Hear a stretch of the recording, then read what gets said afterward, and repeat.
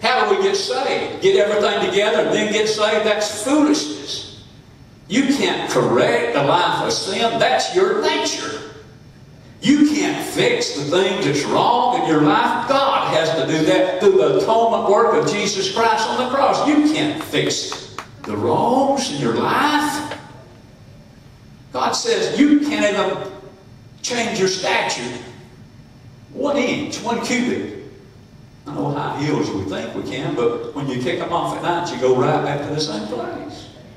You can't make one hair white or black. Go ahead, ladies. I'm not preaching against it. It's okay. But after a while, it's going to come back. There's some things you and I can't change. But God can change anything. He can do anything.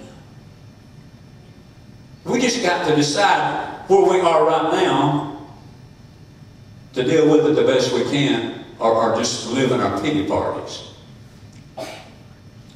Some of y'all are not here yet, but I am. I don't know about y'all, but I'm in the golden years now, and you know, sometimes that's depressing.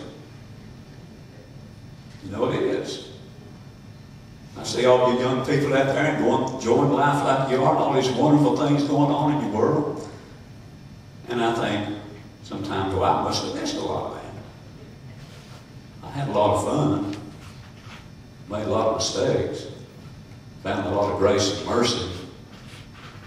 But when you get to where I am, you look back and life just isn't as pleasant in some ways as it used to be. Come on, y'all senior citizens, help me out this morning.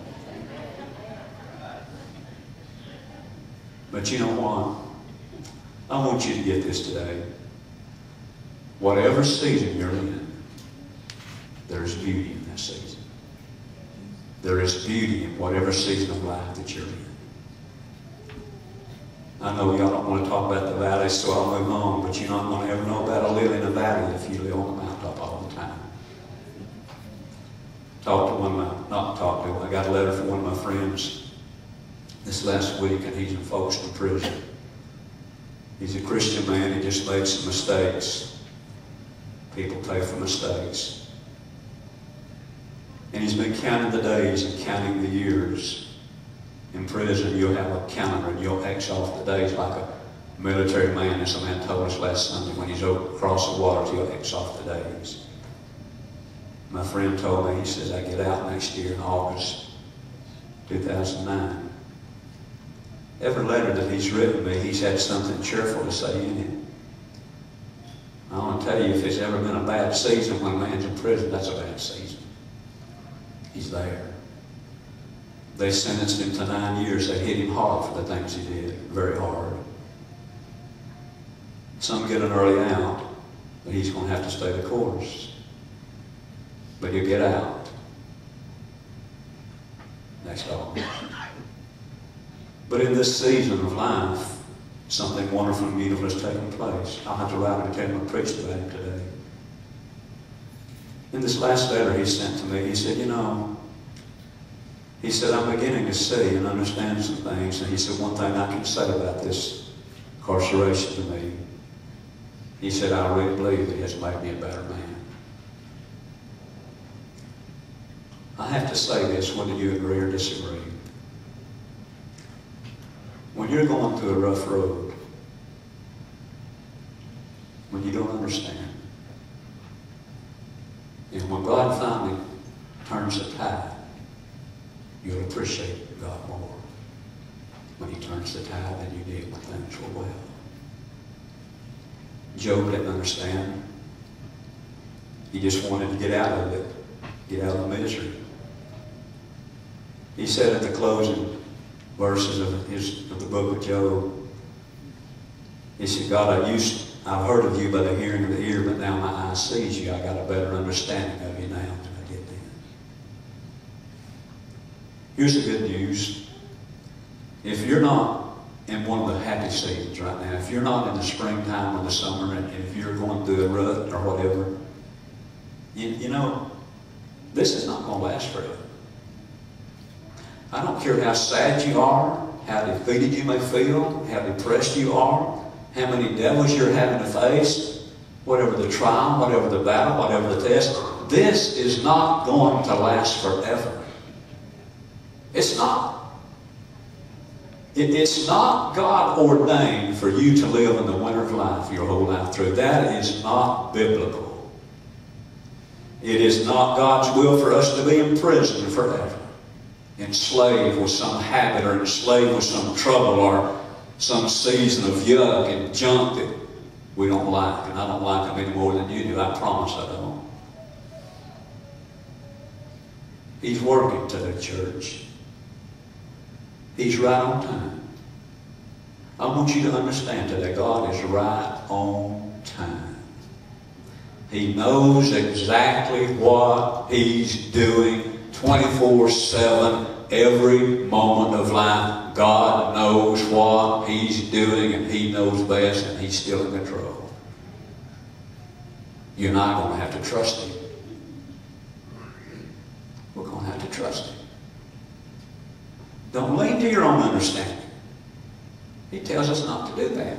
But in all of our ways, acknowledge Him. Put Him first, and He will direct our paths, our steps. Have you ever read where the steps of a good man are ordered of the Lord? He ordains our times and our seasons. One writer says, my life and times are in His hands. I went out, Brother John, the other day. I really liked the summer. I was really ready for a change. I mean, it wasn't as droughful as last year.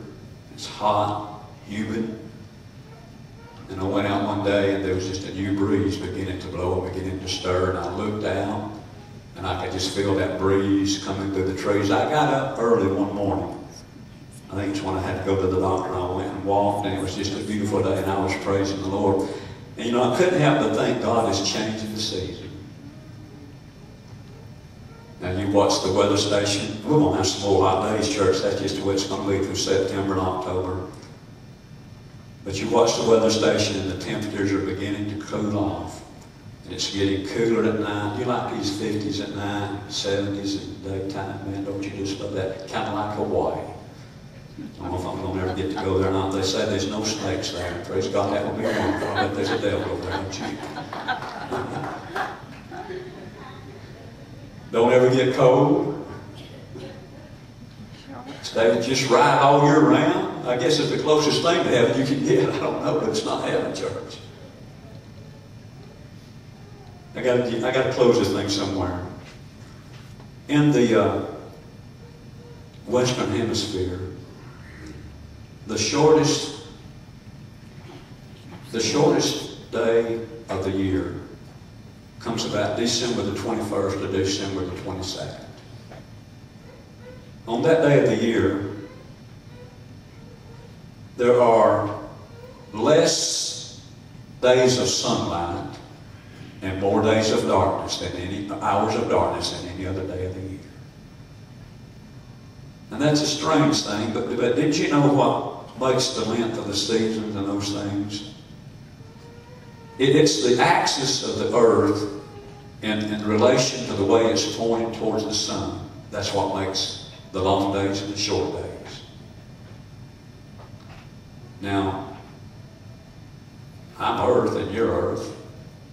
We're flesh. We're going back to the clay, back to the earth. We're clay. Just as there's a natural sun, S-U-N, there's a S-O-N, the Son of God. Your numbers of daylight hours, hear this, or daylight years, or daylight seasons compared to your dark days and dark seasons.